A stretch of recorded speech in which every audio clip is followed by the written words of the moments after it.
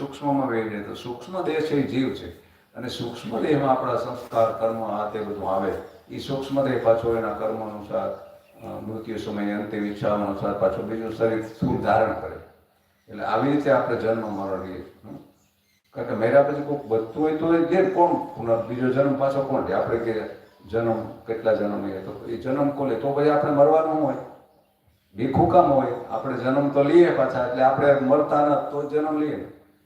એટલે એમ આત્મા જન્મ તો મળતો નથી, પણ એ સૂક્ષ્મ શરીર, સૂક્ષ્મને કારણ એ મૂળ અજ્ઞાન છે. અજ્ઞાનમાંથી ઉત્પન્ન થયેલું આ મન બુદ્ધિ ઇન્દ્રિયો એ પ્રાણ એ બધા સૂક્ષ્મ કહેવાય. તો એ શરીર પાછું આવી રીતે જન્મ લે. એટલે જન્મ મરણ આપણું ચાલતું રહે. કપડાં બદલાવીએ એમ નવું પાછું શરીર આવે, પરિસ્થિતિ સંજોગો જે કંઈ કર્મ અનુસાર સામે પાછા આવે, ભોગ આવે, સંજોગો પરિસ્થિતિ શરીર એવું મળે એવા સગાવાલા પરિવાર સંબંધીઓ એ બધું જે કંઈ આપણા કર્મ અનુસાર પ્રાપ્ત થતું રહીએ. એટલે અહીંયા પહેલાં તો આ ત્રણ દેહને આપણે સમજીએ તો આપણે એ ત્રણેયથી પર છે. આપણે એમ સમજાય. કારણ કે આપણે ખાલી શરીરમાં હું પણ નથી, આ મનમાં પણ હું પણ છે. મનની હારે આપણે જોડાઈ ગયા, એમાં કંઈક થાય તો મને થયું. તો એ ધીરે ધીરે બધામાંથી આપણે એની હારે એક થઈ ગયા, એને પોતાનું સ્વરૂપ માનીએ, એ સમજાય ધીરે ધીરે. આ જ વિવેક છે, આ સમજણ કે આપણે બધું ભેળસેળ થઈ ગયું, બે અલગ છે એમ સમજાય.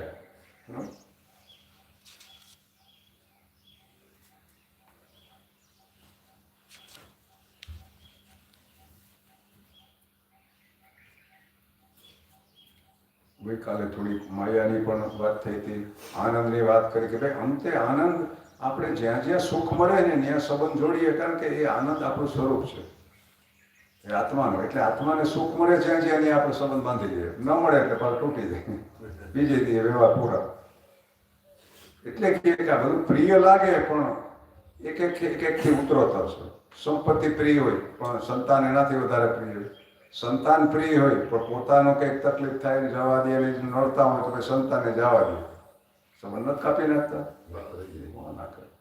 પછી શરીર તો પ્રિય છે પણ ઇન્દ્રિયો વધારે પ્રિય. કોઈક આંખ ફોડવાની વાત કરે તો કે શરીરને ભલે તકલીફ થાય પણ આંખ ન ફોડવી, એમ ઇન્દ્રિય વધારે પ્રિય છે. કોઈક સજા કરે ને કે કાં તો તારે એટલા વર્ષ જેલમાં રહે, કાં તારે આંખ ફોડી નાખવી. તો કે આંખ તો નથી ફોડી, ભલે એટલા વર્ષ જેલમાં રહે. એમાં બધા આપણે સમજાવે ને આપણે સમજાય એવું છે. આ બધું એવું જ છે. અને પછી ઇન્દ્રિયો તો પ્રિય છે. ઇન્દ્રિયો એટલે સ્વાદ ને ખોરાક ને એનાથી તો આવે ને. પણ પ્રાણ જાતા એવું કોક કે ડૉક્ટર તો ડાયાબિટીસ વાળો મીઠાઈ હાલતું નથી પડી તાર છોડી દીધી, આ દવાઓ વ્યસનો બધું છોડી દીધી. ત્યારે ઇન્દ્રિયના સ્વાદ માટે ખાતો તો પછી ડૉક્ટર કહે પૂરું થઈ જાય જો મૂકીને દે. તો જેવી મરવાને પ્રાણને બીક લાગે કે જતો રહે તો બધું મૂકવા દે. ઝેરી દવા હોય ખાવા મળે, ન ખાવાની હોય ખાય. ત્યારે બધું પછી પ્રાણ પ્રિય છે પણ પ્રાણથી પણ આત્મા વધારે પ્રિય છે. એટલે આ દેહમાં કંઈક થાય બહુ પછી અતિ દુઃખ થતું હોય ત્યારે માણસ આપઘાતે કરે ને, એમ અંતે આત્મા પ્રિય છે, સૌથી પ્રિય. કોઈ તો પ્રીતિપાત્ર હોય આત્માના, આત્મા જ આનંદરૂપ છે. એટલે આ બધું આપણને સમજાવે છે કે અંતે આ બધું, અને આનંદ છે આપણું સ્વરૂપ છે. એ આત્મા આનંદ છે આપણું સ્વરૂપ છે. એના પ્રમાણ બતાવે કે એનું પ્રમાણ આપણે થાય કે એ આત્મા છે એમ કેમ ખબર પડે? તો કે ભાઈ આપણા શ્રુતિઓ, આપણા શાસ્ત્રો આટલા કહી ગયા, એનો એક તો એ પ્રમાણે કે એને આપણે માનવું પડે. બીજું, આપણે નિદ્રામાં હોઈ જઈએ ત્યાં આનંદ આવે, જ્યાં કંઈ નહોતો તું ત્યાં આનંદ આવે. હકીકતમાં દિવસે તો લોથપોથ થઈ જાય, થાકીને બધું ગુમાવીએ, દિવસે શું મેળવીએ? અંતે હાન થાય ત્યાં આપણે કેવા થાકી ઉઈએ ત્યાર પાછો આનંદ, સવારે તાજા માજા થઈને આવીએ. અને નિંદ્રામાંથી ઉઠીએ ત્યારે કે મજા આવી નિંદરમાં. ખબર નહોતી કંઈ. ખબર ક્યાંથી? મન બુદ્ધિ ઇન્દ્રિયો અહંકાર બધા લઈ પામી ગયા હતા. કારણ શરીર નહીં, કારણ જે અજ્ઞાન શરીર મૂળ પ્રકૃતિમાં પાછા વયા જાય. એ જ પ્રલય, નાનો એવો પ્રલય આ આપો, પાછા સવારે પાછું ચાલુ થાય સર્જન. આ પ્રલય એમાં સમષ્ટિનો પ્રલય અને મહાપ્રલય કયો. તો આવી રીતે પાછા એમાં અજ્ઞાન તો છે જ, કારણ શરીર છે ત્યાં સુધી પાછો જન્મ તો લેવો પડે, પાછું પ્રગટ થાય સપના સ્થૂળ ને આ બધું પાછું હવારમાં આપણા સંકલ્પ પાછો જગાડે આપણે. તો એવી રીતે આ બધા ત્રણેય શરીર છે. ત્યાં સુષુપ્તિમાં એટલે કે ગાઢ નિંદ્રા જ્યાં સપનાનો હોય એ ત્રીજી અવસ્થા, એ કારણ શરીર છે. આપણે સપના નિંદરને એક ગણીએ પણ એ અલગ છે. તો એ સ્વપ્નમાં માણસે ખોજ કરી કે આપણે થાય કે આ બધું હોય તો જ મજા, આ ન હોય તો ક્યાંથી મજા આવે? વિષય ન હોય તો આપણે દુઃખી થઈ જાય ઘણી વાર. આ નથી તો દુઃખી, ફલાણું નથી દુઃખી. પણ એને ખોજ કરી કે ભાઈ નિંદ્રામાં તો કંઈ ન હોય, કંઈ ન હોય છતાં આનંદ ત્યાં જ આવે, તો એ આનંદ ક્યાંથી આવે? તો એ ત્યારે આપણે આપણા સ્વરૂપને એકદમ નજીક હોય, આત્માનો જ આનંદ હોય, પણ ખબર નથી. એમ બેહોશ જેવા પડ્યા ને તો એ ખબર નથી, પણ આનંદનો અનુભવ તો ત્યાં નિંદ્રામાં થયો. એ તો જ જાગીને આપણે કહીએ કે મને નહોતો જાણતો, મને આનંદ આવ્યો, મજા આવી. તો એ પ્રમાણ આવી રીતે બધા જુદા જુદા બતાવી કે ભાઈ આત્મા આનંદરૂપ છે એટલે જ આનંદ આવે ત્યાં. તો આ બધા પ્રમાણ, અનુમાન પ્રમાણ, આ બધા અનુમાન પ્રમાણ. તો છેલ્લે થોડીક પછી માયાની ગઈકાલે થોડી વાત કરી કે અવ્યક્ત નામવાળી અનાદિ અવિદ્યા. અનાદિ છે જે માયા છે, આ જીવ આપણે છે તો અનાદિથી જ આપણે છે. જીવ, ઈશ્વર, જગત, બ્રહ્મ આ બધું અનાદિથી છે. એટલે કે એ કહેવાય નહીં કે ક્યારથી છે જ પહેલાંથી છે એમ સ્વીકાર કરી લેવાનો. અને એ પાછી 3 ગુણવાળી છે, રજસ તમસ સત્વ 3 ગુણવાળી. એટલે આપણે ત્રિગુણી માયા કયો ભગવાનની, શક્તિ કયો, માયા કયો, અજ્ઞાન. તો આપણામાં એ માયાનો અંશ છે અવિદ્યા, એટલે આપણામાં 3 ગુણનો જ આ બનેલું છે બધું. તો એ પરમેશ્વરની ઉત્કૃષ્ટ શક્તિ છે જેનાથી આ બધું જગત ઉત્પન્ન થાય. એ જ પરમાત્માની શક્તિ કયો કે માયા કયો કે પ્રકૃતિ કયો, મૂળ પ્રકૃતિ, એમાંથી આ બધું ઉત્પન્ન થાય. પણ એ મૂળ પ્રકૃતિ ઈશ્વર પાછા અલગ નથી, એ ન માનવું. ઘણા કે એ તો પ્રકૃતિ જ બધું કરે, પુરુષ તો શિવ કે ને, ઘણા કે શક્તિ જ બધું કરે, શિવ તો કંઈ કરતો નથી. શિવ ને પાર્વતી કયો કે શિવ ને શક્તિ બે નથી. એની જ શક્તિ, સૂર્યનો પ્રકાશ, સૂર્ય અલગ છે, એમ એક જ છે, અભિન્ન રૂપે રહેલા છે. રાધા કૃષ્ણ કયો, સીતારામ કયો, લક્ષ્મીનારાયણ, એ બધા જોડકા છે, એ મૂળ પ્રકૃતિને બે અભિન્ન બતાવે છે. તો એ એમાંથી પ્રગટ થાય. એક પાસું છે એ ક્રિયાશીલ પાસું છે, એક નિષ્ક્રિય ચેતના. સિક્કાની બે બાજુ છે. અંદર પુરુષ તત્વ સ્થિર શાંત નિષ્ક્રિય છે, એના ઉપસ્થિતિમાં પ્રકૃતિ કાર્ય કરે છે. એટલે પ્રકૃતિ અને પુરુષ બે અલગ નથી. પ્રકૃતિમાંથી જગત ઉત્પન્ન થયું, એ માયા, એને માયા કીધી. પ્રકૃતિની વિકૃતિ કીધી બુદ્ધિ, એમાંથી પછી બુદ્ધિમાંથી આ બધા નામરૂપ બધું જગત, અહંકાર થયો, સૂક્ષ્મ ભૂત થયા, ઇન્દ્રિયો એમાંથી થયા, પદાર્થો થયા, એ બધું માયારૂપ છે. એટલે કે દેખાવ છે, સાચું નથી. અને ક્ષણે નાશ પામી રહ્યું છે, પરિવર્તનશીલ છે. અને અંતે જાગીએ, જ્ઞાન થાય ત્યારે રહેતું નથી. જેમ સપનું હતું ને જાગી ગયા તો કેમ આપણે સ્વીકારીએ કે દેખાવ ભલે રહે, પણ હવે ખબર પડી કે સપના જેવું છે એની વાસ્તવિકતા, અમે અસ્તિત્વ આત્માનો એક જ છે. આ બધું એમાંથી જ ઊભું થાય, અજ્ઞાન વસ્તુ, ભ્રાંતિ કયો, જ્ઞાન કયો. એટલે એ બધા વિવેક બુદ્ધિ વડા દ્વારા આ જગત અનુમાન કરવાના છે. એ પાછી પ્રકૃતિ એવી છે કે યોગીઓ પણ એમ એને એવી રીતે જાણી નથી શકતા, કારણ કે એ કોઈ આકાર નથી, રૂપ નથી એનું, એ તો સૂક્ષ્મથી સૂક્ષ્મ છે. તો આ પ્રમાણે આપણે આ નાદની વાત કરી, મૂળ પ્રકૃતિનો. મૂળ પ્રકૃતિ એ જ એનું નામ, એ જ એની ઓળખ, અને એ નાદ રૂપે, નામ રૂપે આપણે ઓળખાય. કોઈ પ્રેમ તત્વ કે કોઈ રાધા કે, તો એ બધી વાત એક જ છે. તો એ ઓળખ એનાથી જ થાય. તો એ એનું સક્રિય પાસું છે. એટલે એનો આપણે આ ધ્વનિ રૂપે, નાદ રૂપે અનુભવ થાય એ છે. ધ્વનિ છે, ક્રિયાશીલ છે, એમાંથી જ ઉત્પન્ન થાય ઓમકાર. તો એમ કે જે બુદ્ધિશાળી કે જ્ઞાની પુરુષ હોય એને અનુમાનથી ઓળખે, એમ દેખાતી નથી. અનુમાન કેવી રીતે કરે કે આ જગત 3 ગુણવાળું છે, રજોગુણ, તમોગુણ, સત્વગુણ. એટલે એ પ્રકૃતિમાંથી ઉત્પન્ન થયા, એટલે પ્રકૃતિમાં પણ એ મૂળ પ્રકૃતિમાં 3 ગુણ હોવા જ જોઈએ, એ અનુમાન. એમ અનુમાનથી કરે. આપણે થાય ને અનુમાન પ્રમાણ કોને કીધા વેદાંતમાં? તો કે ધુમાડા ઉપરથી અગ્નિને સ્વીકાર કરવો, કે ધુમાડો હોય તો અગ્નિ હોય. કાર્ય ઉપરથી કારણ હોય તો જ આ થયું હોય. કારણ વિના તો કોઈ આ જગત ઉત્પન્ન કેવી રીતે? તો કે તેનું કારણ કંઈક હોવું જોઈએ. ઈશ્વર કયો, આત્મા, પરમાત્મા, પ્રકૃતિ જે કયો, એને આપણે દેખાતું ને તો સ્વીકાર તો કરવો પડે ને. આ ઊભું થયું એટલું નાલે રહ્યો છે તો કંઈક હોવું તો છે ને. આપણે ન દેખાય જુદી વાત છે, સ્વીકાર તો કરવો પડે. આ નાના એવા બીમાં વડલો છે એ તો સ્વીકારવો પડે ને. દેખાતો નથી, તોડો બીજ તો વડલો આવે બહાર તો હોવું તો જોઈએ ને, એમાં સૂક્ષ્મ રૂપે હોય. તો આ અનુમાન પ્રમાણ કે ધુમાડો અગ્નિ વિના કોઈ દી હોય જ નહીં. એટલે ધુમાડો જોઈને આપણે કે હરીકો લાગે કે આ અગ્નિ ધુમાડવાના ક્યારે કોઈ, પણ ધુમાડો અગ્નિ વિના ન હોય. એટલે એમ બધા પ્રમાણ બતાવીને કીધું ને માયા આવી છે, અનુમાનથી જાણી શકાય, એમ જણાય નહીં. તો આજે આપણે થોડો આગળ લઈએ વિષય.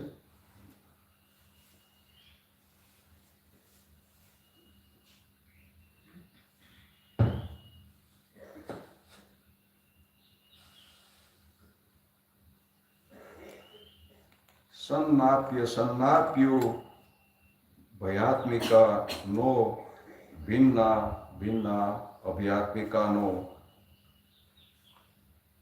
સાંગાપ્યુ ભયાત્મિકાનો મહાદભૂતા નિર્વચની રૂપા અનિર્વચની રૂપા.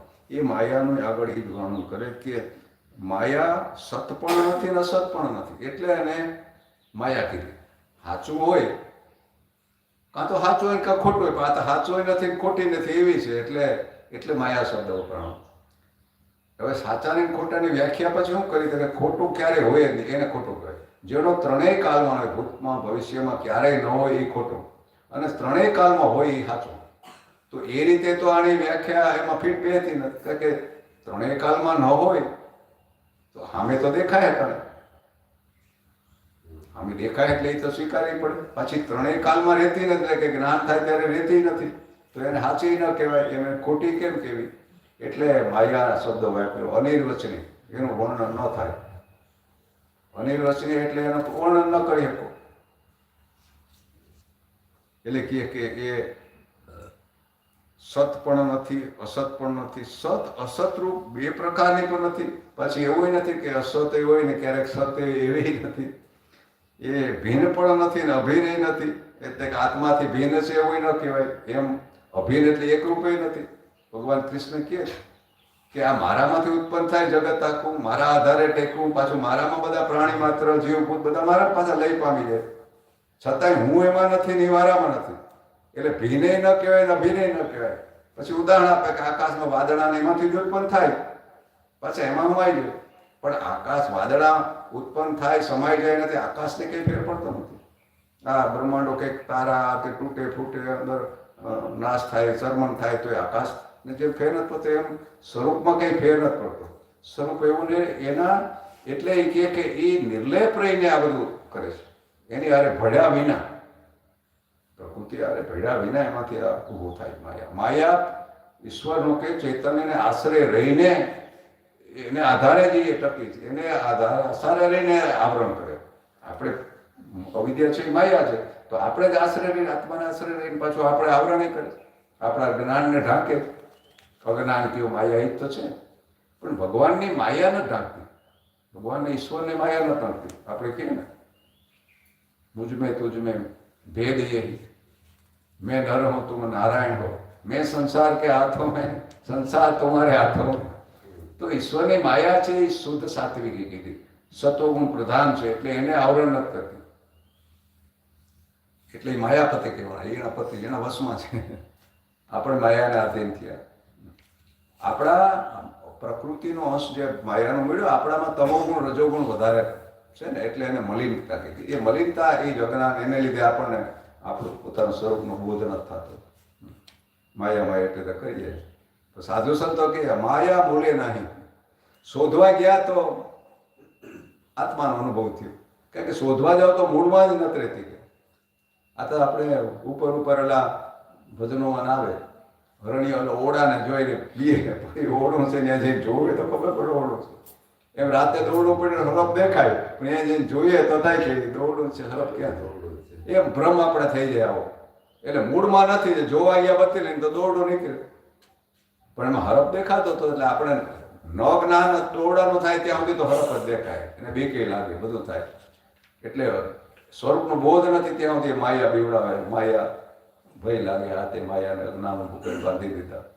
તો એ દોટ લઈને દોરડા જોવું એટલે જ આત્મ વિચાર કરો, ચિંતન મનન કરો તો ખબર પડે કે મૂળમાં તો છે ને. અટાણે વૈજ્ઞાનિકો કહે કે આ પદાર્થ, આપણે કે આ પદાર્થ છે, આ ભૌતિક વસ્તુ કહેવાય, નામ. આ બધી અંદર ઊંડા ઉતરીને જોઈએ તો પદાર્થ છે જ નહીં.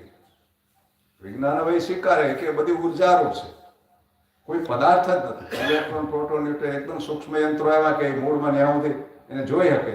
તો પહેલાં તો એમ થાય કે એક નાનું કોણ છે, કોણ નથી, એ ત્યાં શક્તિ વાઇબ્રેશન થયા કરે ને એને લીધે કોણ જેવું દેખાય. એટલી ફ્રીક્વન્સી હાઈ હોય કે એ જુઓ તો પદાર્થ જેવું લાગે. અને અંદર આ લોકો એવા યંત્રો શોધવાના સૂક્ષ્મ રૂપે ગયા તો ખાલી વાઇબ્રેશન થયા કરે, નહીં પદાર્થ નથી. કારણ ઘડીકમાં એ અલોપ થઈ જાય, ઘડીકમાં પ્રગટ થાય. એટલે આ બધું આવું છે માયા. આપણે તો આ સ્થૂળને જોઈ શકીએ એટલે આપણે થાય કે આવું જ છે બધું. સૂક્ષ્મમાં જે ગયા જાય ને એને ખબર પડી કે ભાઈ માયા છે જ નહીં મૂળમાં.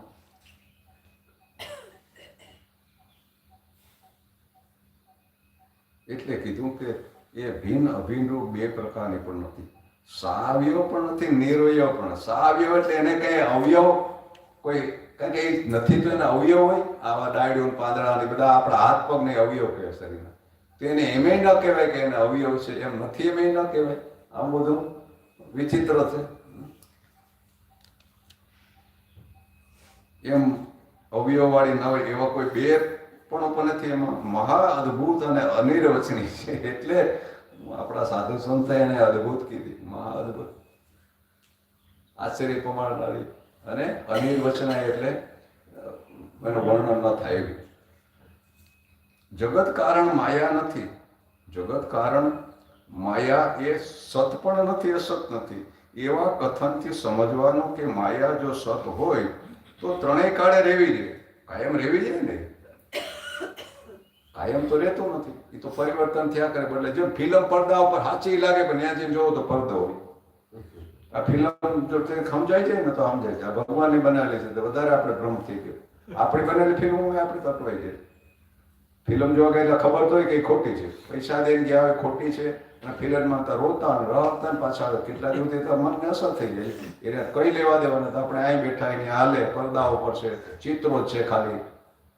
આ દ્રશ્ય જગત ચિત્રો એક માયા છે. એટલે તો વેદાંત કે દ્રશ્ય મિથ્યા, માયા દ્રષ્ટા હાચો. તો આ આપણે એને એ ચિત્ર આરે પોતપ્રોત થઈ જાય એટલે એની અસર થવા મળે.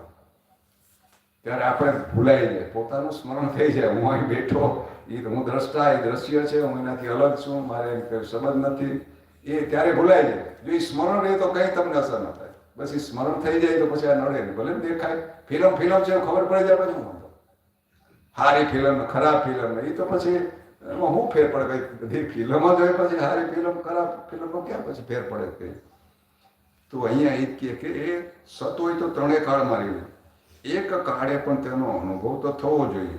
છતાં માયા તો સદાય અગ્નિ, અજ્ઞાત અને અવ્યક્ત રહીને જ સૃષ્ટિનું સર્જન કરે. એ અવ્યક્ત રહીને એટલે કે દેખાતી નથી, છતાં એમાંથી ઉત્પન્ન થાય, ઉત્પન્ન કરે. એક પણ કાળે જણાતી નથી. અને ક્યારે એને જાણવા જાવ તો જણાતી નથી એનું રૂપ કે આ શું છે. તદુપરાંત જ્ઞાન કાળે એનો બાદ એ થઈ જાય. પાછું જ્ઞાન થાય ત્યારે એ બાદ થઈ જાય એટલે રહેતી નથી. આ જ્ઞાન થયું, ધારો કે દોરડું આપણે હરફ જેવું દેખાય, લાઈટ કરીને જોઈએ તો દોરડું પછી દેખાય તો ખરું દોરડો, પણ આપણે ભ્રમ ન થતો હોય. ખબર છે ભલે દોરડો હરફ જેવી દેખાતી કે હરફ ન, એમ દેખાવાનું મળે એવું નહીં. દેખાય તો પછી હવે એ છે નહીં વાસ્તવિકતામાં. હરફ ઉત્પન્ન જ નહોતો થયો ત્યારે આપણે સ્વીકારી લઈએ. નહીતર યોગ વશિષ્ઠ રામાયણમાં આવે, ભગવાન રામ ને વશિષ્ઠ મહારાજ ગુરુ શિષ્યના સંવાદમાં આ જ આવે કે ભાઈ અજાતવાદ એટલે કે વેદાંત એમ માને કે ઉત્પત્તિ કોઈ થતી જ નથી, થઈ નથી. એનું ઉદાહરણ સપનું આપે કે સપનામાં ક્યાં ઉત્પન્ન થયું? ઉત્પન્ન થયું હોય તો ક્યાં વહી ગયું? દેખાય ખરો. તો રામ ભગવાન પ્રશ્ન આ કરે કે તમે કયું કઈ ઉત્પન્ન થયું તો દેખાય હું કામ હામું છે તે કે સપનામાં રાતે હામું હોય બધું જાગો હોય કે સપનામાંથી જાગ્યા, જાગૃત થયા પછી સપનું ખોટું છે સમજાણું, ત્યાં સુધી તો એ સાચું લાગે છે. તો અવસ્થા એની અવસ્થામાં રહીને જ્ઞાન ન થાય. એમ આ જાગૃત પછી સાચું લાગે પાછું, પણ આને આ જાગૃત અવસ્થામાં રહેવું ત્યાં સુધી જ્ઞાન નહીં થાય. એનાથી બહાર નીકળી તો આને ખોટું છે સમજાય છે. એ જાગવું એટલે આ કે હું એનાથી અલગ છું સ્વરૂપથી. અહીંયા તો દેહ હારે આપણે હું માન્યા કરીએ, દેહને હું માની લઈએ, એની હારે પાછું અભિમાન થઈ ગયું. તો એક પણ કાળે જાગીને જોતા જણાય નહીં. નરસિંહ મહેતા કેમ જાગી જોવું તો જગત દિશે ને અંગોમાં અટપટા ખેલ બાસે, બ્રહ્મ લટકા કરે બ્રહ્મથી. એ બ્રહ્મમાંથી જેમાંથી બધું ઊભો થાય ને એ બધો આ બધું એ જ છે, લટકાય એ જ કરે. આ હાથથી હાથ મારવા જેવું છે, મારવા વાળો મરવા વાળો મારવાનું, એ બધા એના જ રૂપ છે બધા. અંતે તો જ્ઞાન કાળે એનો બાદ થઈ જાય. તેથી ત્રણેય કાળે રહેનારી પણ ન કહેવાય. એટલે એમ કે ત્રણેય કાળે પાછી રહેતી એટલે સાચી ન કહેવાય. ભલે વર્તમાનમાં દેખાય પણ પાછી જ્ઞાન થાય ત્યારે નથી રહેતી. એટલે એને એવી રીતે સત અસતથી પર.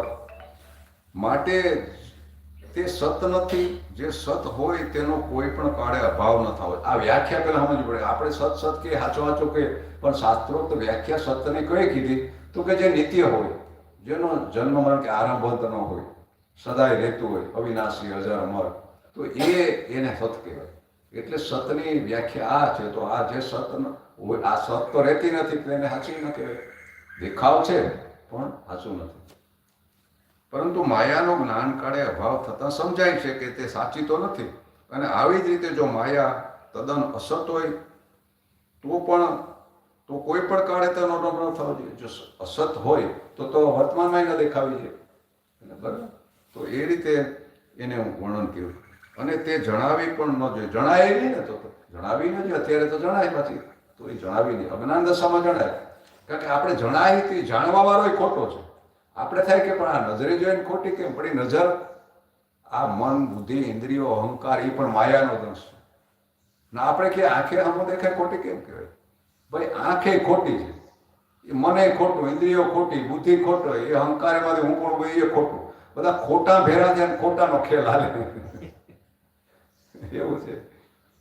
આનો ક્યાં ભરોસો? આંખથી તો આ પશુ પક્ષી બધા આનું જોઈએ કે આપણે આનું પ્રમાણ માની લીધું કે આને દેખાય એટલે સાચો કહેવાય ને. ભાઈ ઘણું ઘણું આપણે આનાથી ન દેખાતું. પશુ પક્ષી રાતે જોઈએ કે સૂક્ષ્મ જોઈએ ગયેલો, તો હવે આનાથી આપણે આધાર માનીએ કે આંખે દેખાય એટલે સાચું, નાખી ન દેખાય એટલે ખોટું. એવું ન હોય. એટલે અહીંયા જે આપણે કેમ દ્રશ્ય મિથ્યા, એ પણ આંખ દ્રષ્ટા નથી, આત્મા દ્રષ્ટા છે. એ સાચો છે. આંખ, ઇન્દ્રિયો, મન, બુદ્ધિ, પદાર્થ એ બધા દ્રશ્યમાં આવે.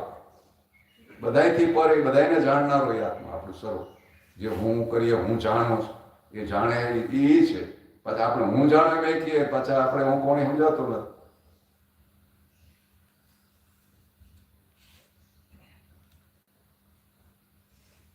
માયા પ્રાણી, પદાર્થો અને સૃષ્ટિની ઉત્પત્તિ માટે ઉપાદાન કારણ છે. આમ ઉપાદાન કારણ તરીકે તો તે જણાય, તેથી તેને સદત અસત પણ ન કહેવાય. આમ હોવાથી માયા માટે એમ કીધું કે સત અસત નથી. ઉપાદાન કારણ એટલે સામગ્રી. કોઈ વસ્તુ સામગ્રીમાંથી આપણે બનાવીએ, મકાન બનાવીએ તો રેતી, પાણા, ચૂનો, સિમેન્ટ, એ બધી સામગ્રી હોય. એમ કડીઓ હોય એ નિમિત્ત કારણ બને. એ સામગ્રી મકાન બનાવે, માટલા બનાવે, સોનીના દાગીના સોની બનાવે. એ બનાવડ અલગ રહે, એ નિમિત્ત કારણ કે એના સામગ્રી બધી છે, એને આપણે ઉપાદાન કહીએ.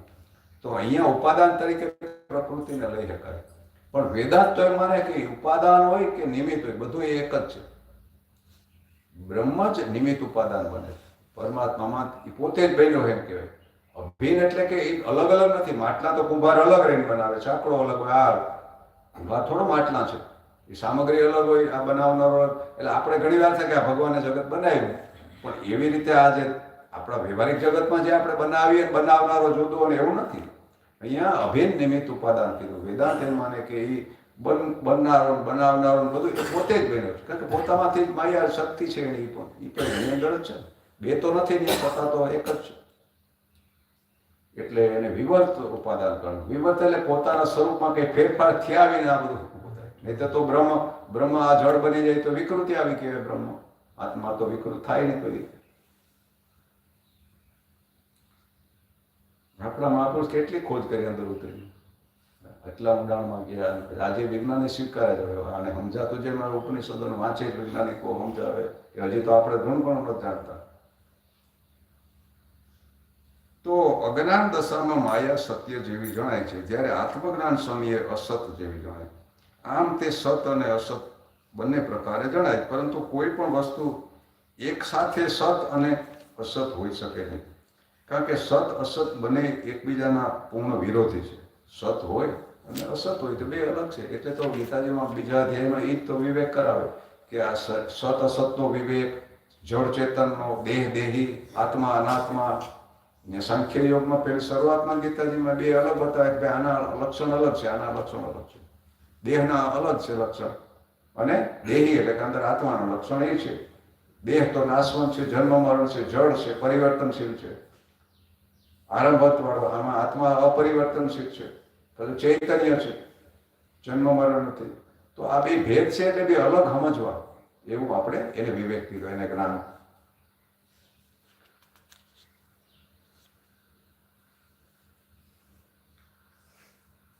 અને રાત્રે જઈને આપણે જાગૃતમાં હોય ત્યારે આપણને સપનું કે સુસુપ્તિનો અનુભવ ન થાય. સ્વપ્નમાં વહી જાય ત્યારે જાગૃતનો અનુભવ થાય. બારે મળદાની જેમ શરીર તો પડ્યું ને, આ આખી દુનિયા બીજી ઊભી થઈ ગઈ સૂક્ષ્મ જગતની. શરીર તો એકદમ પડ્યું હોય, હા નિંદરમાં મળદા જેવું થઈ જાય આપણે. તો સપનામાં હોય ત્યારે જાગૃતનો અનુભવ ન થાય, જાગૃતમાં હોય તો ઓલાનો અનુભવ ન થાય, સુસુપ્તિમાં જાવ તો આ બેયનો અનુભવ ન થાય. એટલે આના ઉપરથી કહે કે એ બદલાતું રહેતું હોય, એક સાથે કોઈ દી ત્રણ અવસ્થાનો અનુભવ થયો આપણે, એટલે એ ખોટી છે. આ અવસ્થા હોય ત્યારે આ ન હોય, આ ન હોય ત્યારે આ ન હોય, એટલે એ જે બદલાનારું હોય એ કદી સાચું ન હોય. પછી ત્રણેય અવસ્થાને જાણે કોણ? એને ચોથો કીધો તુરી, તુર્યાવસ્થા, તુર્યાતીત જાણ્યું. એ તુરી આત્મા સાક્ષી આપણું સ્વરૂપ. એ આ ત્રણેય અવસ્થા બદલાયા કરે તો જાણવા વાળો એવો ને એવો, એ થોડું બદલાઈ જાય. એ આપણે પછી આપણે કહીએ મેં સ્વપ્ન જોયું, મેં જાગૃતિમાં હું જાણું, નિંદ્રામાં તો મને ખબર નહોતી. તો એ મને એટલે જેને હું કરીએ તો ત્રણેયમાં હોય તો જ જાણે ને. અને પાછું બદલાતો ન હોય, અવસ્થા બદલાય જાય બદલાય જાય, જાણે ક્યાં? તો ઓલો જુદો હોય જાણવા વાળો, સપનાનો જુદો હોય, આનો જુદો, આનો જુદો હોય, એકનો એક જાણવા વાળો. એટલે અવસ્થા બદલાય કરે એને જાણી દે છે, અને જાણી દે એટલે ચૈતન્ય છે, અને આ બધા બદલાયા કરે એટલે જળ છે. એમ આ બે અલગ આપણે આ વિશે સમજવાનું છે. અને વિવેક કીધું, બેને અલગ સમજવું. અટાણે ભેળસેળ જેવું થઈ ગયું, આપણે ઉલટાનું આપણે ઉલટી બધી કરી નાખી, શરીરને હું માની લીધું.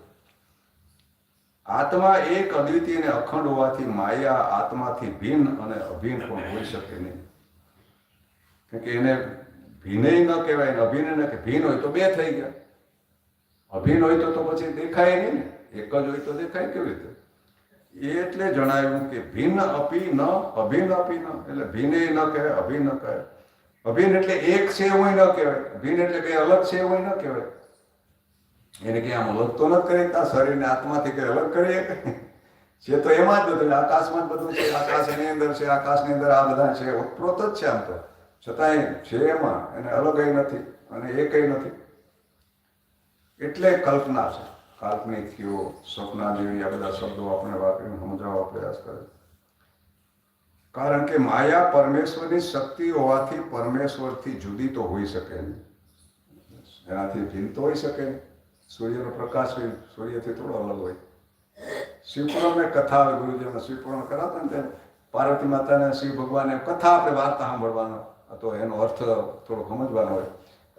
હસતા હસતા કે કાળા દેખાવતા હોય કે વાન કાળો હોય ને, તે ભગવાને હસતા કીધું કે તમે કાળા દેખાવ.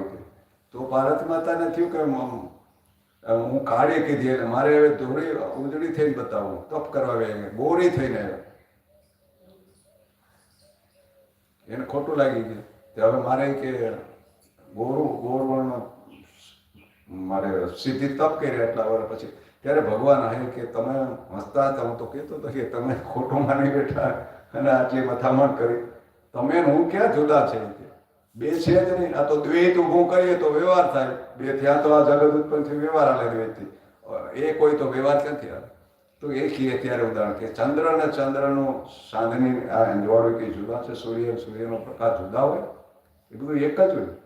એમ પુરુષ પ્રકૃતિ અભિન્ન છે.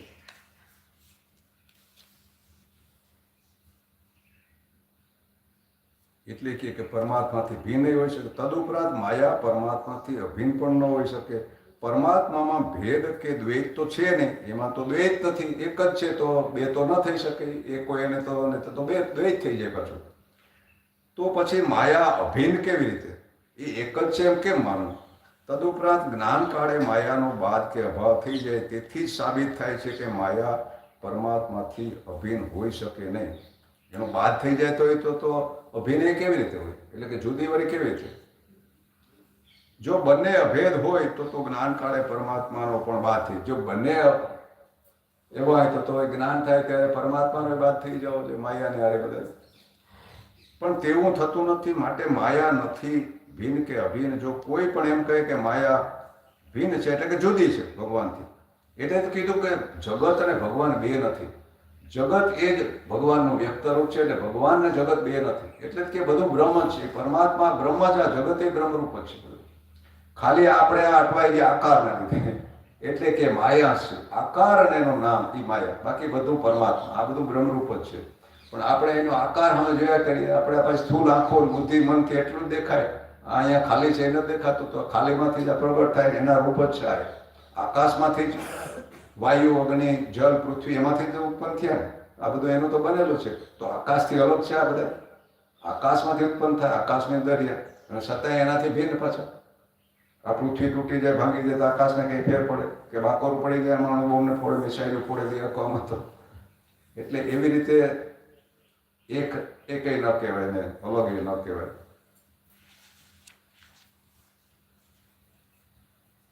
એટલે માયાના અવયવોનું વર્ણન કરેલું જોવા મળતું નથી. કે તે જ પ્રમાણે તેને અંગ વિનાની પણ કહેવાય નહીં, કારણ કે રજસ તમસ સત્વ જેવા 3 ગુણ માયામાં ઓતપ્રોત છે. 3 ગુણ તો છે, પછી 3 ગુણવાળી આપણે કહીએ તો એ રજસ તમસ સત્વ શું છે? અટાણે વૈજ્ઞાનિકો એને શું કહે, અણુ પરમાણુ સૂક્ષ્મ રૂપે એ 3 કણ છે, એ રજસ તમસ સત્વ કયો, બ્રહ્માવેશનું મહેશ કયો, એ 3 કણ છે. સગુણ સાકાર એમાંથી ઉત્પન્ન થયું. નિર્ગુણ નિરાકારમાંથી આ સગુણ સાકાર 3 ઉત્પન્ન થયા, બ્રહ્માવેશનું મહેશ, એ માયા. 3 ગુણને લીધે એની હારે ચેતન સંકળાયેલું છે, એને મહેશ વિષ્ણુ અને બ્રહ્મા કીધા. પ્રકૃતિને હારે સંકળાયેલા ચેતનને. બ્રહ્મા એટલે રજોગુણ, વિષ્ણુ એટલે સત્વગુણ, મહેશ એટલે તમોગુણ. એટલે મૂળ ઈશ્વર તો નિરાકાર. ઈશ્વરના 3 સગુણ સાકાર થયા, એ અલગ અલગ 3 રૂપ પકડ્યા, એ 3થી આ જગત હાલે એમ કહીએ આપણે. તો એ 3 કણમાંથી જ આ જગત ઉત્પન્ન થયું. આ બધાય પદાર્થ તોડી મૂળમાં જાઓ તો આ 3 કણ મળે, 3 કણ ભેગા મળીને આ ક્રિયા થાય. દરેક પદાર્થમાં એ હોય, એના સિવાય બીજું કંઈ ન હોય. પણ એ કણે કેમાંથી ઉત્પન્ન થાય? એ તો નિરાકાર છે, ક્યાંથી આવે? પાછા એમાં હમાઈ જાય. તો એ જે નથી દેખાતું, જેમાં હમાઈ જાય, એ કારણ, એ મહેશ કયો, મૂળ પ્રકૃતિ કયો, એમાં હમાઈ જાય. એટલે આવી રીતે કે માયા અંગોવાળું નથી ને એને અંગ વિનાની પણ ન કહેવાય, કારણ કે 3 ગુણ છે એના પાછળ. તો તેનું એવું કહેવાય કે આ જ સંદર્ભમાં માયા અંગવાળી અને અંગ વગરની એવી એક સાથે એક સમયે અસ્તિત્વમાં હોઈ શકે. અંગવાળી એ હોય ને આ અંગ એક સાથે બે ન હોય. અંગવાળી હોય તો અંગ વિનાનું નથી દેખાતું, અંગ વિનાની થઈ જાય તો અંગ નથી દેખાતા. તો બે એ એક જ સાથે આપણે અનુભવ નથી થતો. કે રાતે સપનું હોય ત્યારે જાગૃતિ નો અનુભવ થાય, જાગૃતિ હોય ત્યારે સપનાનો અનુભવ ન થાય. આવી સૂક્ષ્મ ચર્ચાનો નિષ્કર્ષ એટલો જ છે કે આ માયા વિચિત્ર કયો, અદ્ભુત કયો, તેનું વર્ણન કપરું કાર્ય છે. તેથી તે અવર્ણનીય, એનું વર્ણન ન થઈ કે અથવા અનિર્વચનીય એવું કહેવાય. અર્થાત શબ્દ, વચન કે વાણીથી જેને ન સમજાવી શકાય. આપણે આ વર્ણન નથી કરી શકતા. શબ્દ વાણીની મર્યાદા છે, ઘણું ઘણું આપણે વર્ણન નથી કરી શકાતું. આપણે કંઈક મીઠું ખાધું હોય ને કોઈ દી ન ખાધું હોય ને આપણે કે બહુ મીઠું થઈ કહે કે મીઠું એટલે કેવું થાય, તો શું કેવું? મીઠાશનું વર્ણન કરીએ આપણે, શું કેવું એને? બહુ મીઠું કેવું? પણ કહેવાય તો ને કે મીઠાશ આવી હોય કે ખારાશ આવી હોય કે તીખાશ આવી હોય. હા, એને ચખાડો તો કે આ બહુ મીઠું, એ ખાય એટલે અનુભવ કરો તો ખબર પડે. એટલે વર્ણન થાય ને એટલે પરમ તત્વ. એટલે 52 થી 12 કીધું કે વાણી મન બુદ્ધિનો વિષય ન બને એવું છે, અનુભૂતિનો વિષય છે. એટલે આપણે સાક્ષાત્કાર કીધો, અનુભૂતિ થાય તો ખબર પડે. તો માયા આવી રીતે એને વાણીથી જેને સમજાવીને કહે, પ્રમાણોથી જેને પ્રમાણિત ન કરી કે, ઉપરાંત જે નથી સત કે નથી અસત આવી મિથ્યા રૂપવાળી માયા જાણવી, સમજવી કે તેનો માર્ગ મેળવવો કપરું કાર્ય છે. માટે જ માયા સંદર્ભે ગીતામાં શ્રી કૃષ્ણ ભગવાને જણાવ્યું કે મમ માયા દુરત્યયા, દુષ્કર છે. મારી માયાને સમજવી અઘરી છે.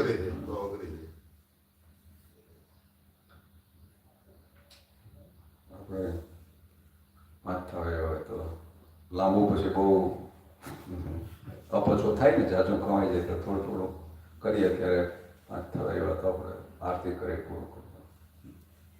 કાલનો એક દિવસ હજી આપણા 6 દિવસ પૂરો થયા. હરિઓમ.